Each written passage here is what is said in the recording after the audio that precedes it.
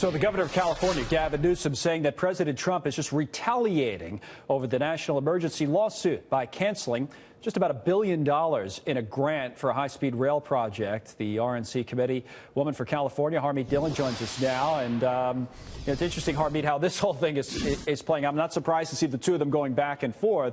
But the headline at first was, hey, Gavin Newsom is being responsible kind of fiscally by getting rid of this project where he's going to spend too much money. But then the president pounced, said, hey, I want my money back, and you're not getting this grant. What do you think?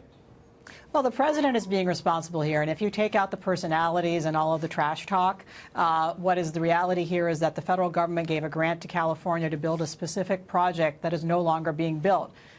Simply put, that's the people's money, and it belongs back in Washington for use for other purposes that are actually going to be built.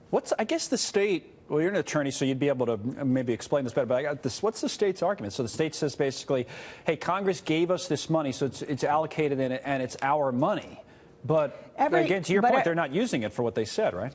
I mean, it's very simple. Grants given by the government are always given with certain strings attached and conditions. And the governor of California announced that the project that the money was given for is no longer going to be built as such. In fact, President Trump, I think, is within his rights to try to claw back the $2.5 billion that has been given for this project. And remember, this project was originally... Do you think, by the way, let me stop you on that for a second, because I think that's interesting. It's like, I thought maybe he just wants, making some headlines, trolling, if you will, but you think there's a legal argument on the clawback. Tell me. Sure, absolutely. I mean, you can't tell the government you want some money for a project, get some matching funds, not build the project, and pocket the money. That's conversion. That's actually, I think, highly inappropriate and illegal. I don't know the exact terms of this grant, but I can tell you that the project was originally going to be a statewide rail program, and now it's being called sort of a vestigial program from just sort of the farming regions of the state. I doubt that's ever going to be built. So I think the governor of California wants to keep that money, obviously, because the money's already been spent,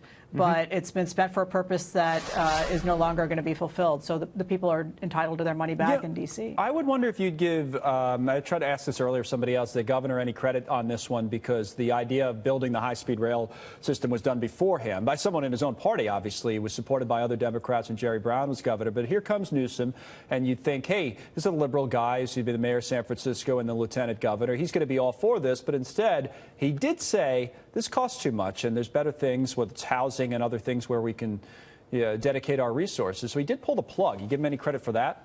I'm going to give him some credit for it, but the reality is that's also saving face, because I think the project was never going to be built for legal reasons. There are environmental reasons. There's massive litigation going on against the project, and it's many years past due and over double, now approaching almost triple the budget since it was originally authorized in 2008 and then funded in 2010. So I don't think that this is something that he deserves some kudos for. And I will also add that a lot of his major financial backers for his gubernatorial campaign, I've spoken to some Democratic donors who said that this was very important to them, that this project be pulled because it is fiscally irresponsible. Okay, so he was, instead of going against his own base, he was actually going along with what they want.